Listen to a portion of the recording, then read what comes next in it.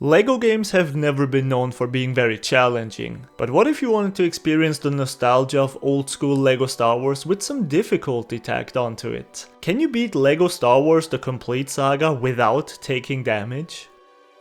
By not taking damage, I mean the following. Every time I lose a heart, I will restart at the most recent checkpoint. Since this is a Lego game, you usually just respawn exactly where you died, which means the most recent checkpoint in any given mission will have to be the beginning of it. Whenever I take any damage, I will restart the entire mission. Sounds good, right? I started off chronologically accurate in episode 1, with Obi-Wan and Qui-Gon on a Trade Federation ship. Within 5 seconds, the first droids were swarming towards me. I was very eager to slice them in half to start the challenge, perhaps a little too eager for a Jedi. This went pretty well until I reached the hangars. I tried to fight my way towards the power orb lying there, which would make me invincible for a few seconds, but the droids had a different idea. So back to the beginning I went, but this time I picked up an earlier power orb to actually make it to the second one. This made it easy to overcome the droideka and jump over the barrier to put the first level in the bag. The invasion of Naboo came next, where I had to walk through a forest with quite a lot of droids running past. Most of these paid no attention to me, but the ones that did made sure to let me know. I died at least a handful of times, even in the easier levels, and this one was no exception. I found some more power orbs that made my life a hell of a lot easier. I think these bad boys are always at the same spots, so it was pretty useful for me to find out where they were hidden. Upon reaching the last stretch of the level, I decided to not even fight the droids and instead just blocked and shuffled my way towards the end. This was by far one of the most useful mechanics in the game for me. With any lightsaber character, I could block as long as I wanted and not a single blaster shot would get through to me. On top of that, I got a tiny bit of movement whenever a shot was flying towards me, which meant that I could block and move at the same time. In level 3, I didn't have any lightsabers though. I only had blasters, but thankfully blaster characters can dodge incoming shots. It felt to me like that was significantly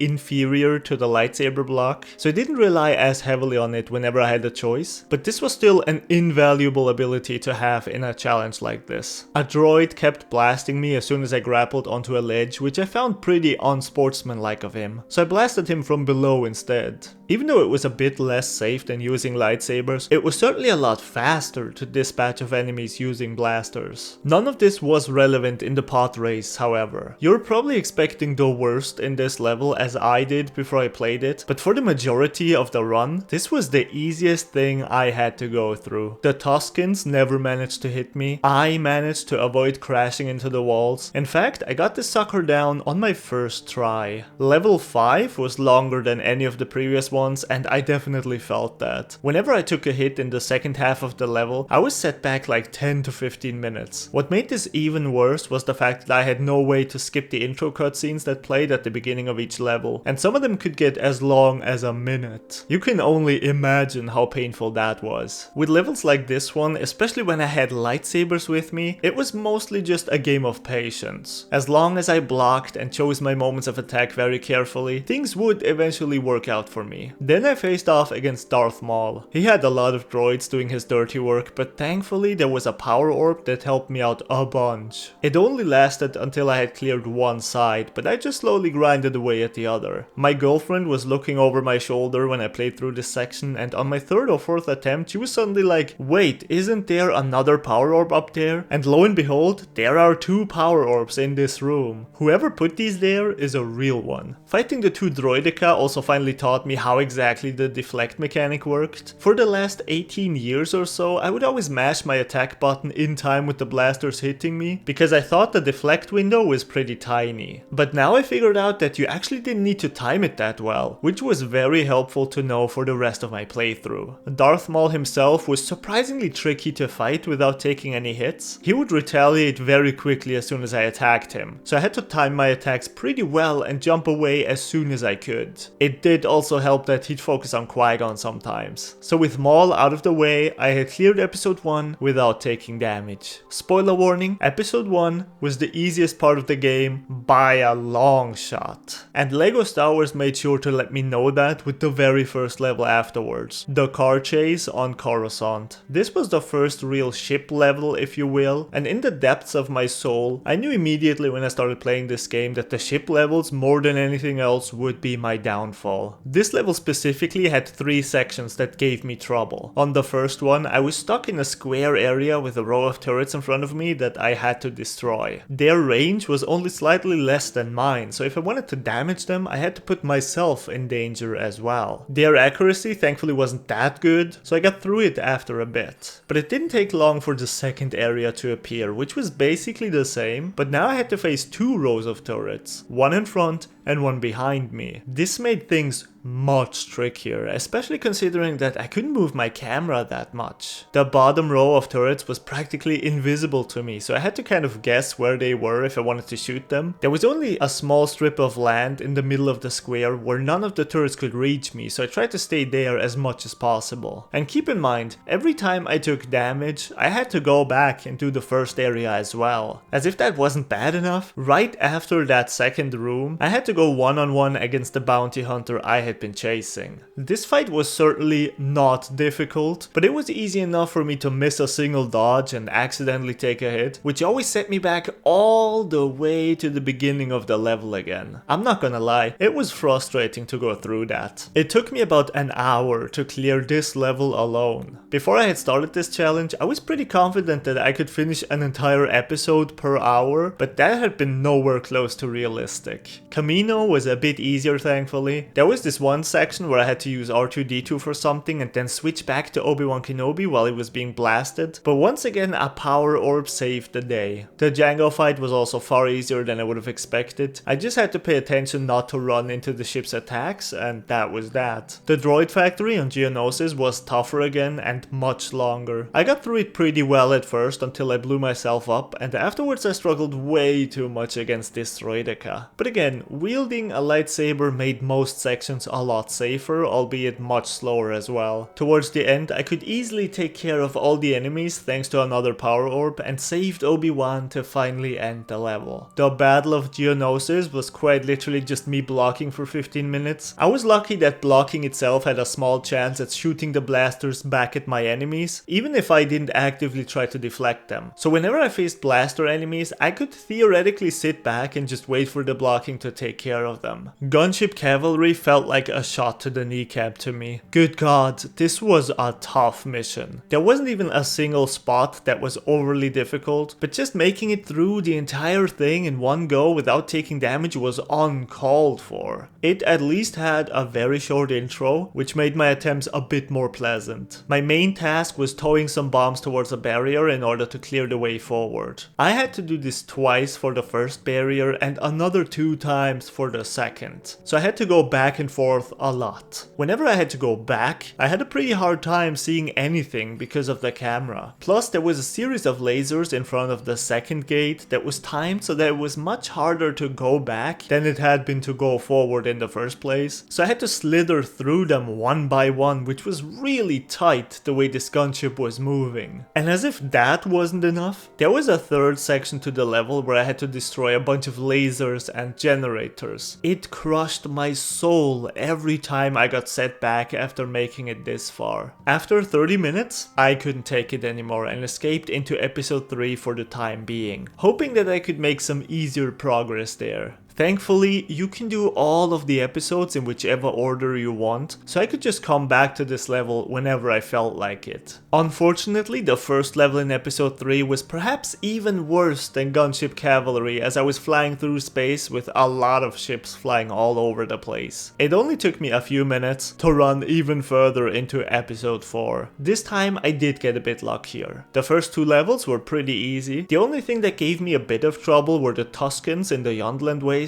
but they were no major obstacle. Mos Eisley Spaceport was a different story though. Damn, there was a lot of action to be found here. A wretched hive of scum and villainy indeed. I was always very quick to believe LEGO Star Wars whenever it threw anything at me. If it seemed like enemies would spawn indefinitely, I trusted the game to keep doing that. But surprisingly, that was not often the case. When I had to construct my own AT-ST, I thought the stormtroopers there would keep spawning until I had finished. finished, which meant that I had to take some risky actions that always led to me taking damage. But when I actually took my time and tried to kill as many stormtroopers as I could, I realized that they eventually did stop spawning so I could build my walker in peace. Of course, as soon as I had finished it, one of the troopers jumped in and started attacking me, which was troublesome because not even a Jedi can block those shots. Walkers were therefore the single toughest enemies I faced in this run. I figured out that by walking back into the previous area, the stormtrooper inside the AT-ST just despawned, so I used that to get around him. I did that again when a second one showed up, but as soon as I started fighting the rest of the stormtroopers, one of them would quickly jump in again. Blaster characters worked surprisingly well against the walkers though, so I did my best to just blast it away. You'd think that this was enough trouble for one level, but I was only at the halfway point by then. The rest wasn't nearly as difficult as I tried to keep my distance, and when I reached the final battle around the Millennium Falcon, I made some easy progress by just scrolling on Reddit while holding the block button for a few minutes. Still, because of how long this mission was, it took me a total of over 45 minutes to get through. Alderaan took a lot of damage, so they all failed the run, but I was still going strong when I involuntarily infiltrated the Death Star and tried to save Princess Leia. Talk about tough missions though, oh god. Now most parts of this level were actually pretty alright. I died to all of them a few times, but that was to be expected. A major choke point was this room where Death Troopers kept climbing up on this golden hook. I only had to shoot it to stop them from coming, but this room was tiny, so I had very little room to dodge, and by the time I had killed the first Death Trooper, the second one was usually already there to take its place. And this came in the second half of the level, which made it all the more painful whenever I died there. Afterwards, there was also a room with like 10 stormtroopers in it. I tried to sneak through it, but they all immediately turned hostile if I did anything other than walking around. I did eventually manage to save the princess and had the misfortune of having to try to escape the Death Star. This was at least twice as difficult as the previous level. One of the rooms was no trouble at all, but I still had to go through it on every single attempt, which cost me like 2 minutes each time. On many of the rooms though, there was a realistic chance of me taking damage. I got better over time, and eventually the first 2/3 of the level posed no danger to me anymore at all. But there was one room towards the end that was terribly tricky. For one, there came about 20 stormtroopers storming towards me, which was not the tough part, because this room has 2 separate doors that infinitely spawn these troopers. And I could only advance by painstakingly building the exit door with my own hands. Now I could deactivate those stormtrooper doors by flicking some switches alongside them, which was fairly difficult in and of itself, but that only deactivated them for like 10 seconds. So I had to kill all the stormtroopers, deactivate both doors, build the exit for a second or two, and then repeat the whole thing until I was done. All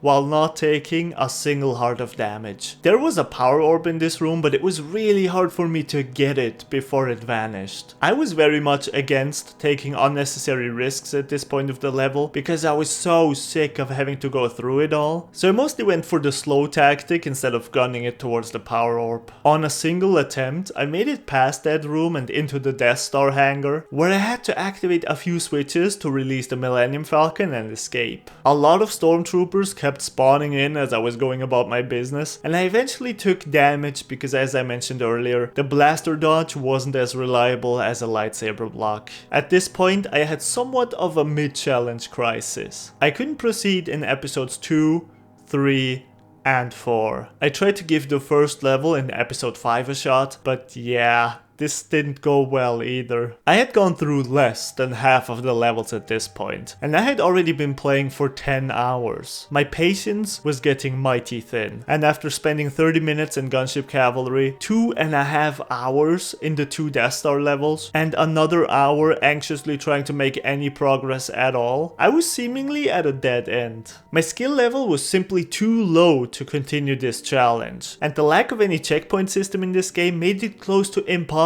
for me to finish many of these levels. So I decided to use my own checkpoint system. I closed LEGO Star Wars and opened LEGO Star Wars again inside the Nintendo Wii emulator Dolphin. This emulator gives you the ability to save and load the game whenever you want, like you can in games such as Star Wars Knights of the Old Republic or Fallout. I was switching from the PC version to the Wii emulator version of LEGO Star Wars The Complete Saga. Was this cheating?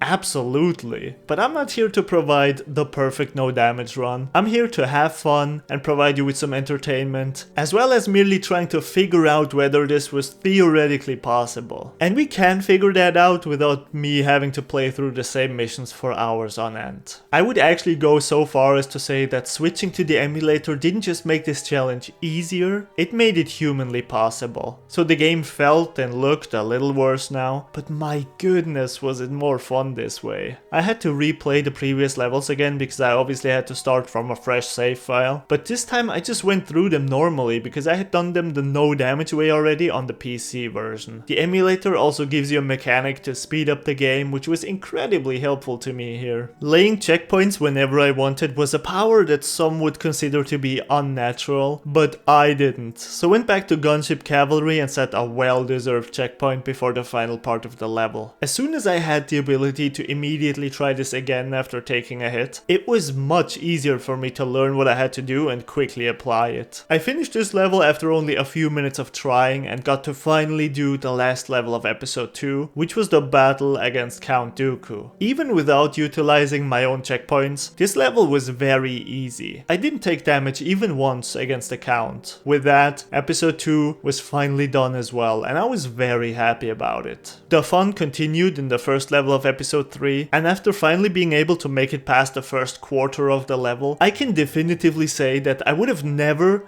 ever beaten this level without having these checkpoints. It was long and absolutely brutal. Even with my checkpoints, I got stuck here more times than I can count. Every 20 seconds came a fight that I needed dozens of attempts to get past, and there's no way I would have ever survived the end if I hadn't planted the checkpoint after almost every ship I survived. If there's a single level that I would say it's impossible to get past, it would probably be this one. Technically, I did get through every moment of this level without taking damage, so it is possible. But I'm not sure if a real human could make it through this if they had to restart the whole level at each attempt. And don't even think about trying it. For 5 minutes afterwards, I just sat there and looked at the level end screen. Then I continued. I fought against Dooku again, but took care of his droids before actually facing him. And then I had to fight General Grievous bodyguards, but the power orb there made this a walk in the park. There was an entire level that was just me fighting against General Grievous, and those lightsaber duels were my favorite because these missions were very short and pretty easy compared to all the other stuff I had to go through. I survived Order 66 on Kashyyyk. The AT-STs here were really painful. I tried to run past the first one, but he was having none of that, so I blasted him with Chewie instead. This was the best tactic against him for sure. The final moment seemingly had an infinite number of clones coming after me, but their respawning took just long enough for me to activate the shuttle and escape. The Jedi Temple was very easy, and the fight against Anakin was one of the tougher lightsaber battles in the game. The downward thrust was my best friend since it dealt damage as well as blocked Anakin's attacks, and once I had struck him down, I could move on from episode 3 and into episode 4. I was now officially done with half of the episodes. The troublesome Death Star level was a lot more manageable with the ability to save after each room, so it did not take long for me to finally make it past and escape inside the Millennium Falcon. After that, we attacked the Death Star, and this was another damn tough mission that I 100% would have failed at. Lots of TIE fighters, lots of turrets, and a lot to do. Seriously, this level felt really long, and unlike the ground levels, being in space meant that you were never quite safe. There was no such thing as just standing around blocking with a lightsaber. At any moment, a TIE fighter could fly past and strike me down. I had to be on edge the entire time. Dodging as much as I could was a good idea, and I progressively increased my dodging frequency the more I played these levels, because I slowly came to realize just how necessary that actually was. After a lot of trial and error, I dropped that thing down the hole and blew the Death Star to smithereens. Episode 4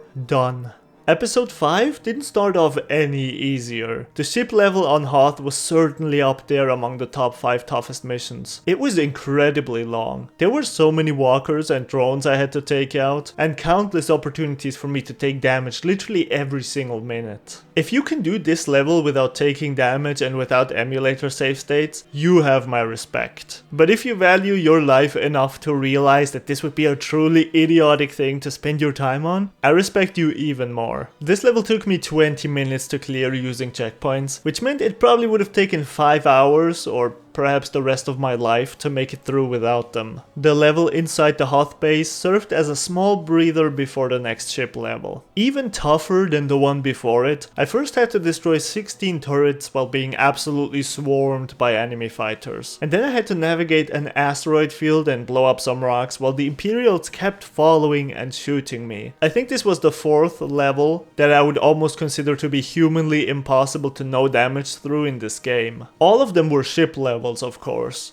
And let me tell you, this one was not the last. My vocabulary is too limited to describe the amount of suffering I experienced in this level or in the other ones I mentioned. It was infuriating. I absolutely hate infinitely respawning enemies, and these ship levels had plenty of them. I'm relieved to say that the next 3 levels were quite easy. Chilling on Dagobah, the fight against Darth Vader, and escaping Cloud City. Episode 6 started off reasonably easy with Jabba's Palace and the level after it, even though that one was quite long and the section on top of the ship was a bit difficult for a ground level. Then I suffered through the Forest of Endor where I had to pursue some stormtroopers on a speeder bike. Incredibly long level. It was really hard not to drive into any of the trees, and in between the chase segments I usually had to fight against more stormtroopers, which I did not appreciate. I had to go through this loop like 3 times. Drive a speeder, fight off stormtroopers, drive a speeder, fight off stormtroopers. I promise you I would have died in real life if I hadn't had the checkpoints. As if that hadn't already been horrible enough, the level ended with a segment involving an AT-AT, and it took me an embarrassingly long time to realize that I had to enter it, so it took a lot of damage there as well. This level alone took me close to 45 minutes, but the last stretch of the game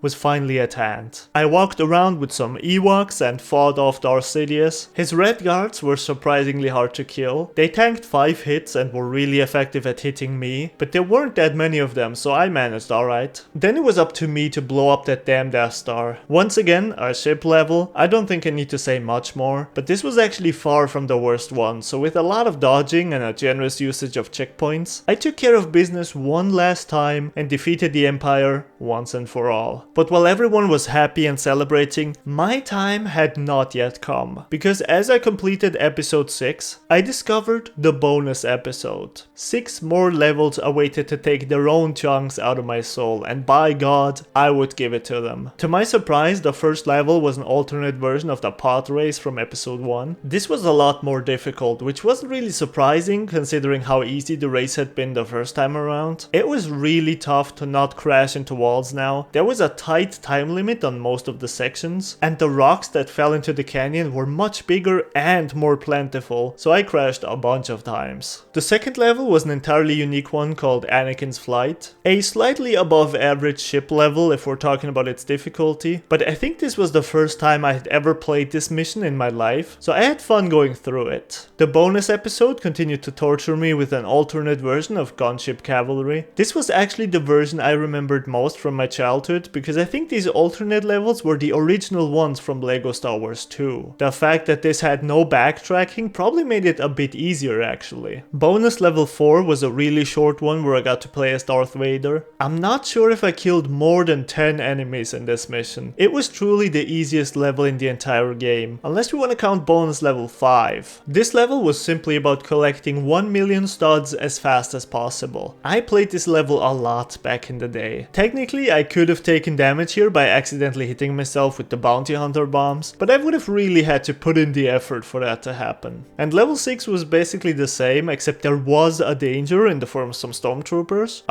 3 to be exact. I did actually take damage once when I shot something with an AT-RT and the shot bounced back at me. But other than that, this was the last level I had to go through. I had now officially finished the entire game. So to finally answer the question, can you beat LEGO Star Wars The Complete Saga without taking damage? Technically, yes, you can, but you shouldn't. I desperately hope that nobody ever tries to do this without using an emulator to set some checkpoints. And if you're thinking about doing this right now, I take no responsibility for your actions. But if you enjoyed this video, check out the no damage run I did in Star Wars Battlefront 2. Support me on Patreon so that I can continue making videos, or by leaving a like and subscribing. If you didn't enjoy the video, feel free to leave a dislike, and I'll see you in the next challenge.